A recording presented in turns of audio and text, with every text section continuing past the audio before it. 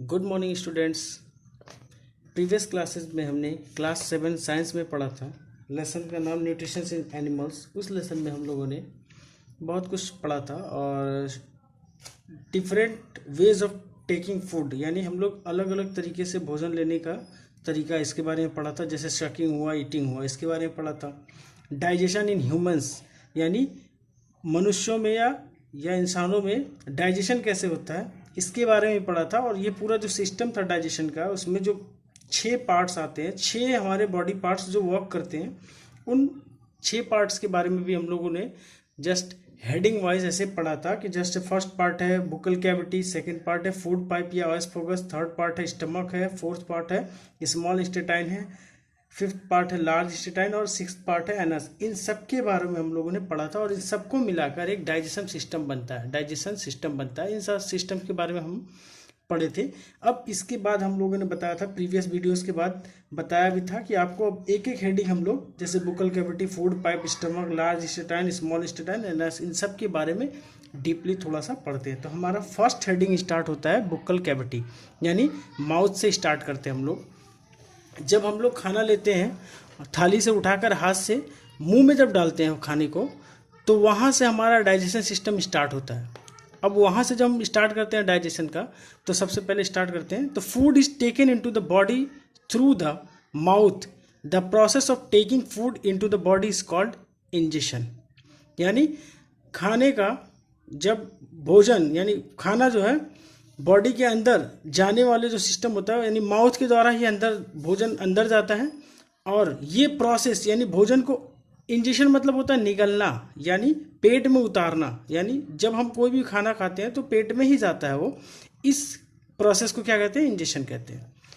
अब इंजेशन के लिए हमारे बॉडी में बहुत सारे पार्ट्स काम करते हैं। यानी सबसे पहला जो माउथ का सबसे मेन पार्ट है, जो हमारे खाने को चबा चबा कर एकदम सॉफ्ट बना देता है, वो होता है टीथ। अब हमारे मुंह के अंदर 4 टाइप के टीथ होते हैं।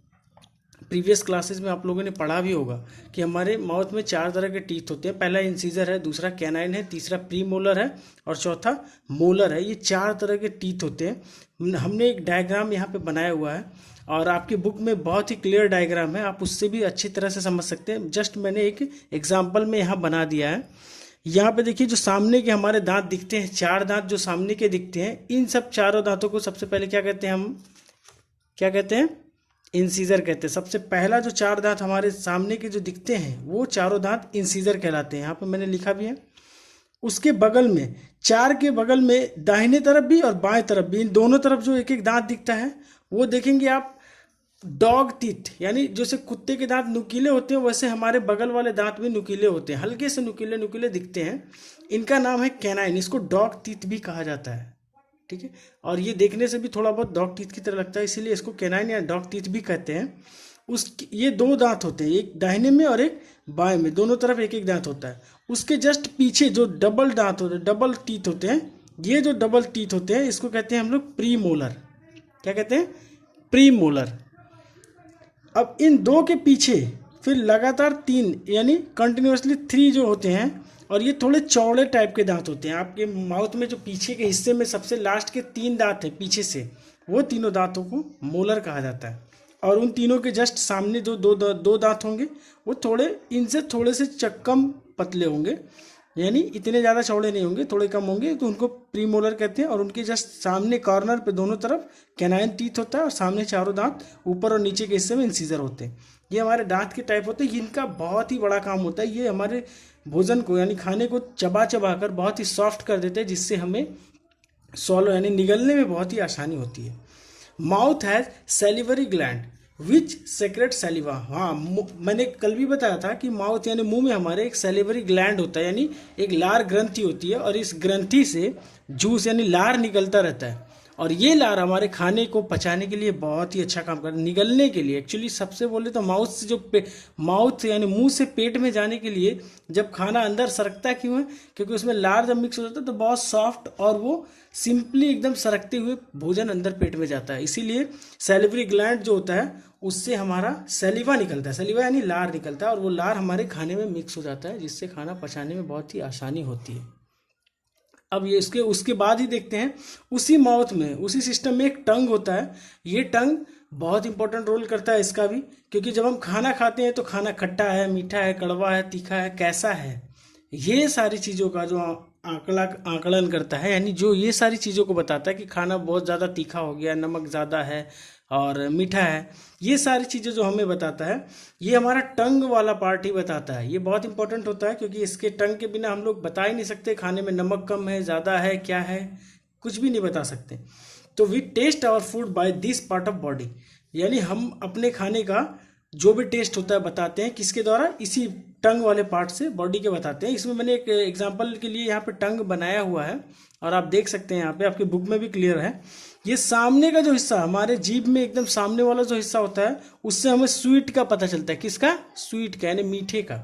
उसके जस्ट बगल वाले दोनों बगल में सॉल्टी का जो पार्ट होता है, सॉल्टी बताता है।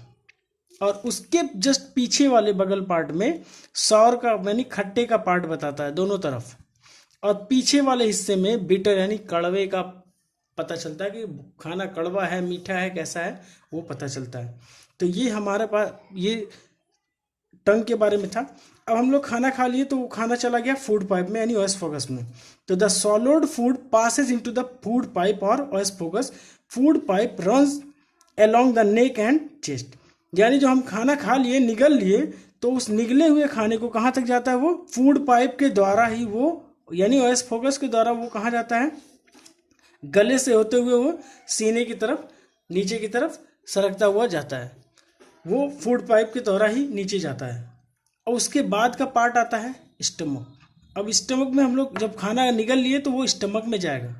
अब the stomach is the thick wall bag, यानी जो स्टमक होता है वो एक मोटा सा फूला हुआ बैग की तरह होता है।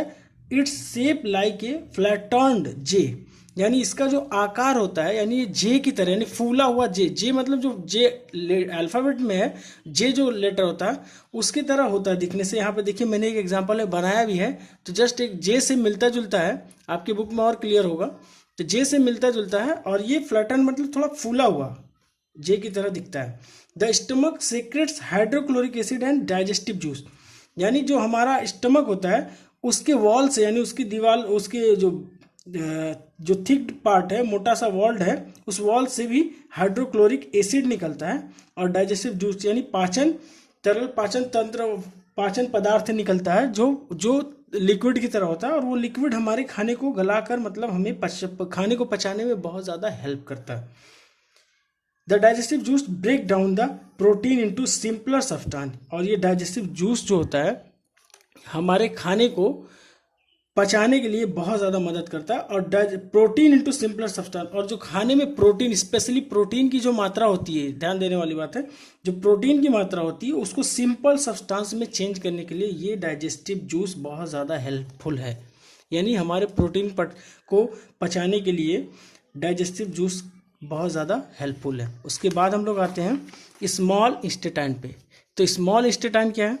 तो स्मॉल इंटेस्टाइन मतलब छोटी आंत। हमने पढ़ा फूड पाइप, पहले माउथ यानी बुकल कैविटी, उसके बाद फूड पाइप, तीसरा स्टमक, अब चौथे पे आते हैं small intestine. The small intestine is highly coiled and is about 7.5 metre long, यानी जो स्मॉल इंटेस्टाइन है, नाम से स्मॉल है, ध्यान देने वाली बात है, नाम से स्मॉल इंटेस्टाइन यानी छोटी आंत है, लेकिन ये हाईली कॉइल्ड, कॉइल्ड मतलब टेढ़ी मेढ़ी, बहुत ही मुड़ी हुई, ठीक है। तो ये मुड़ी हुई रहती है और इसका लंबाई लगभग 7.5 मीटर लंबा होता है। इसकी लंबाई लगभग 7.5 मीटर के करीब होती है।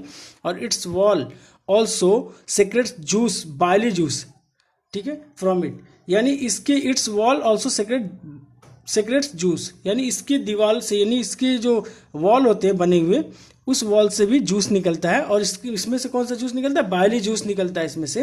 यहाँ पे मैंने हाइलाइटर से हाईलाइट किया, देखने वाली बात है, बहुत ही इंपॉर्टेंट चीज़ है। Bile juice play an important role in the digestion of fats, यानी जो हम लोग खाना खाते हैं उसमें जो फैट्स की मात्रा होती है, यानी जितना फैट्स होता है उसको पचाने के लिए बाइली जूस बहुत ही इंपॉर्टेंट होता है। और ये कॉम्पिटिटिव एग्जाम्स में भी आजकल बहुत आते हैं कि डाइजेशन ऑफ फैट्स किसके द्वारा होता है, तो ऑप्शन में बहुत सारे देंगे, बाइली जूस देगा आपका, डाइजेस्टिव जूस देगा, और दो चार चीज़ें दे देगा आपको, उसमें से छांट के आंसर बताना है। तो बहुत ही क्लियर है। और डाइजेशन, फैट्स का जो डाइजेशन होता है वो बाइली जूस के द्वारा होता है। ये बहुत इंपॉर्टेंट था, इसलिए मैंने हाईलाइटर इसको हाईलाइट कर दिया है। उसके बाद नंबर आता है लार्ज इंस्टेटाइन का। लार्ज इंस्टेटाइन, जब स्मॉल इंस्टेटाइन से खाना पच गया तो जो बाकी का मटेरियल बचा हुआ वेस्ट मटेरियल है वो कहाँ जाएगा, फिर लार्ज इंस्टेटाइन में, वहाँ पे वर्क होगा। कैसा होगा, the large intestine is wider and shorter than small intestine. Large intestine जो है वो वाइडर यानी चौड़ा होता है और छोटा होता है, किसकी तुलना में, स्मॉल इंस्टेटाइन की तुलना में छोटा और चौड़ा होता है। The remaining waste passes into the rectum and the remains removed through the anus from time to time. और जो रिमेनिंग पार्ट यानी जो खाना हम लोगों ने खाया पच गया, अब उसमें जो बचा हुआ कुछ भी नहीं है, वेस्ट मटेरियल जो है वो लास्ट में जाके कहाँ रुकता है, एकदम रेक्टम में, यानी सबसे लास्ट पार्ट में, यानी लार्ज इंस्टेटाइन के सबसे निचले पार्ट में जाके रुकता है और उसको एनस कहते हैं। वहाँ से वो टाइम टू टाइम यानी समय आने पर वहाँ से रिमूव होता रहता है, निकलता रहता है। ये चीज़ हम लोग जो पढ़े ये ह्यूमन बॉडी स्ट्रक्चर के बारे में था। सिमिलरली हम लोग नेक्स्ट वीडियो में एनिमल यानी यही सेम चीज़ एनिमल्स के बारे में पढ़ेंगे कि animals, how animals digest their food, इन सब के बारे में पढ़ेंगे। और इस वीडियो में आपको जो भी डाउट हो आप बिल्कुल कमेंट करके हमसे पूछ सकते हैं। Okay, bye.